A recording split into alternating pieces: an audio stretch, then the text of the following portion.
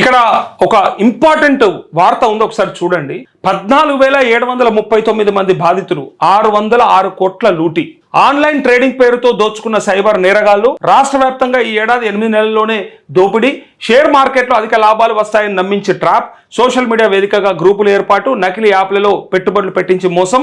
బాధితుల్లో ఎక్కువగా ఐటీ ఉద్యోగులు, వ్యాపారస్తులు, గృహిణులు, స్టూడెంట్లు అంటూ ఈ బెట్టింగ్ యాప్స్ కానీ ఇట్లా ఫేక్ ట్రేడింగ్ యాప్స్ కానీ ఎట్లా మోసం చేస్తున్నాయంటే, కొంతమంది బయటకు చెప్పుకోలేక, బయటకు రాలేక, అసలు దానికి ఏం చేయాలో తెలియక నా దగ్గరికి ఒక మిత్రుడు వచ్చిండు.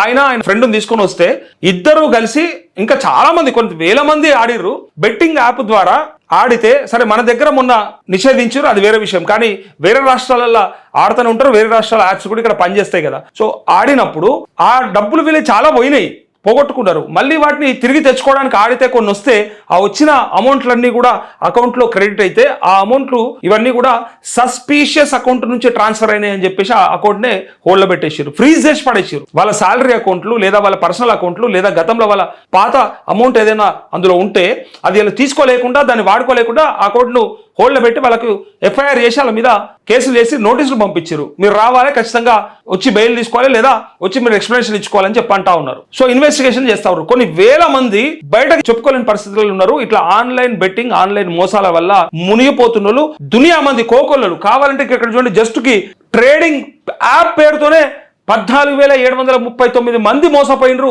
606 కోట్లు అంటే ఏంది అసలు, ఏంది?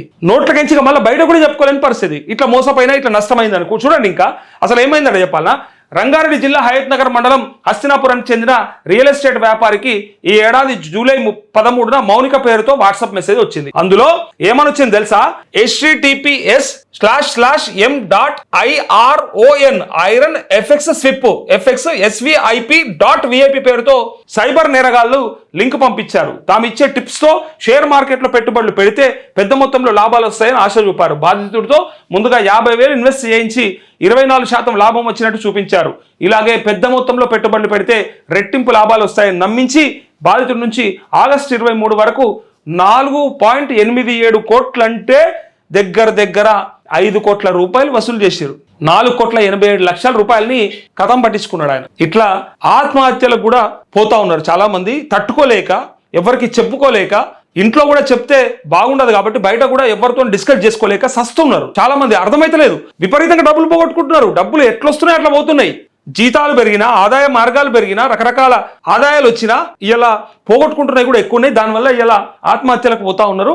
ఇలా 600 కోట్లు లూటీ చేసినారంటే అసలు అది ఏంది? అది ఆ ప్రభుత్వంలో ఒక 20 కోట్లు 30 కోట్లు కమిషన్లు తీసుకుని, లంచాలు తీసుకురంటే మనం కింద మీద మొత్తం వాళ్ళని చీల్చి చెండాడుతున్నాం, మొత్తం బండకేసి బాతుతున్నాం. కానీ ఇక్కడ 100 కోట్ల రూపాయలు ఇట్లా ఆన్లైన్లో ఎవడో గాలికి కొట్టుకపోతా ఉన్నాయి.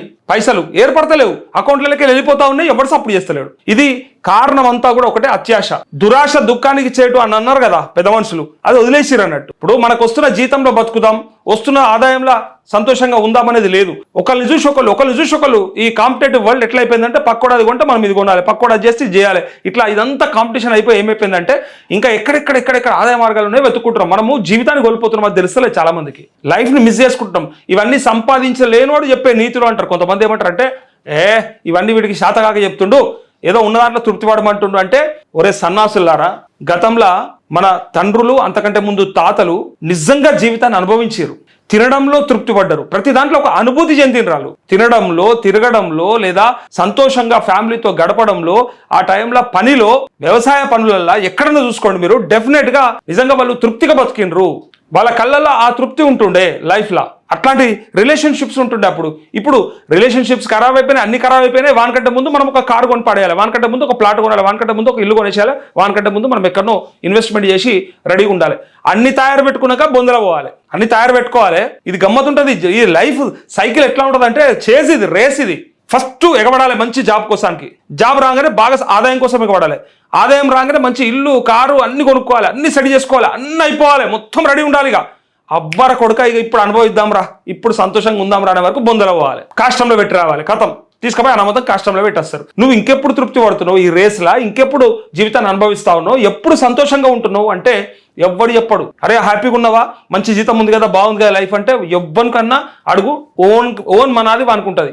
ఎవరిని అడుగు వాని బాధ అనుకుంటుంది. గ్రామాలలో రైతులన్నా సంతోషంగా ఉన్నారు. నిజంగా చెప్పాలంటే కొంత ఆదాయం తక్కువ ఉన్నప్పటికీ కష్టమైతున్నా నష్టమైతున్నా నేల తల్లిని నమ్ముకుంటారు, తప్పుడు ఏక పని చేసుకుంటారు, కష్టపడతారు. తద్వారా ఇంత వస్తే తినేటోళ్ళు తింటారు, తాగేటోళ్ళు తాగుతారు, సలబడేటోళ్ళు సలబడతారు. ఎక్కడికి లైఫ్ ని కొంత మంచిగా లీడ్ చేస్తారు. పండుగలకు పబ్బాలకు అందరిని కలుసుకుంటారు, పోయేస్తుంటారు.